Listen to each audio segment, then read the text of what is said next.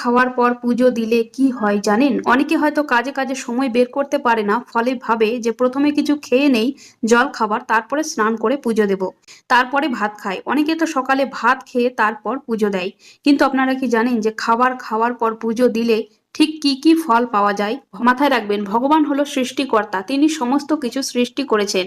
তিনি পিতা মাতার সমান। যেমন পিতা মাতাকে খেতে না দিয়ে নিজে আগে খেলে সেটা শোভা পায় না, ঠিক তেমনই ভগবানকে প্রথমে ভোগ না দিয়ে, পুজো না দিয়ে নিজে কখনোই অন্ন বা খাবার গ্রহণ করা উচিত না। প্রথমে সকালবেলা কাজ কাম সেরে স্নান করে তবে পুজো দিয়ে ভগবানকে ভোগ লাগিয়ে সেই ভোগ যদি আপনারা খেতে পারেন বা সেই খাবার যদি আপনারা খেতে পারেন, তাহলে সেটি অমৃতের সমান হয়ে যায়। সেই খাবার খেলে আপনার রোগ ব্যাধি দিন দিন কমতে থাকবে এবং জীবনে সুখ শান্তি আর্থিক উন্নতি হবে। সাথে সাথে শত্রুরা দমন হবে। আপনারা বিশ্বাস যদি না হয় তাহলে লাগাতার 1 মাস এই নিয়মটি করে দেখুন। যেমন সকালবেলা আপনি নিজে খাবার